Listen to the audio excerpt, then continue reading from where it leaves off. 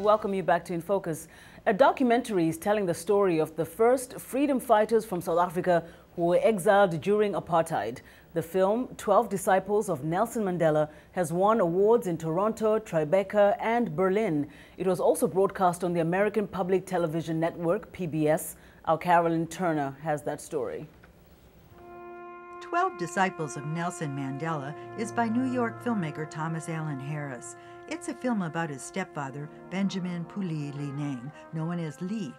When Lee died in 2000, Harris set out to tell the story of how Lee and his comrades had left South Africa to fight apartheid and to raise support for the fledgling African National Congress.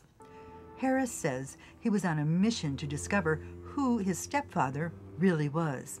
And so when he died, I went to South Africa for his funeral, and I realized in South Africa that there's no such thing as a step parent, that, you know, if the parent is in the home raising you, that he is your dad. And so everyone saw me as his son, and we had a difficult relationship, and I realized I had to make this film about he and the other men he left South Africa with and the whole community, and it started me on a journey to look through his archive. And so I made this film that was partly based on his story and his archive. Drawing upon the memories of the surviving disciples of Mandela and their families, the film tells an intimate story of family against the backdrop of a global movement for freedom. Harris employs reenactments interspersed with archival footage. The 12 men burned their pass cards in protest of South Africa's policy of prohibiting all but vocational education for blacks. This defiance rendered them stateless criminals, and PULE LEINAENG fled to help establish the ANC abroad. He left South Africa in 1960 to tell the world about what was going on there and raise support for Nelson Mandela and the South African liberation movement. He was with the African National Congress. And he came to the United States to become a TV journalist and use media as his weapon against apartheid. And so he kept this amazing archive.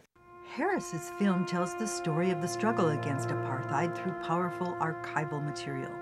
The film follows Lee during the 1980s when he arrived in the U.S., where he worked for the United Nations as a journalist and helped to establish the ANC mission to the UN.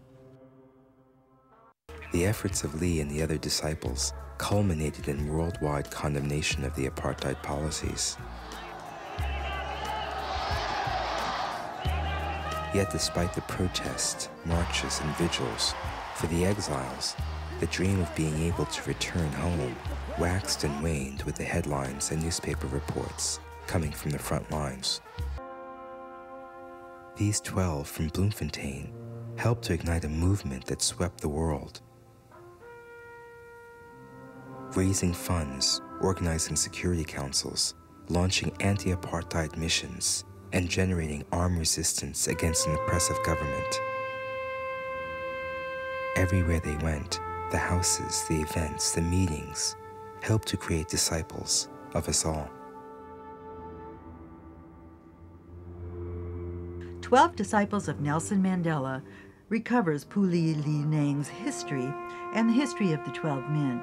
It also pays tribute to the legacy of an extraordinary struggle for justice. Carolyn Turner, VOA News. Wow. Yep. That is very, very interesting. It's powerful. I mean, you know, you can only admire people like, you know, this gentleman who decided to go out and really explore and uncover so much of history that could easily go undiscussed or unknown. And as always happens, you know, like when you think about the South African liberation movement, sometimes people think only of Mandela, or maybe Oliver Tambo. I mean, there were so many other people who played roles that, at the end of the day, in fact, probably were very, very critical in changing the worldview about what was happening.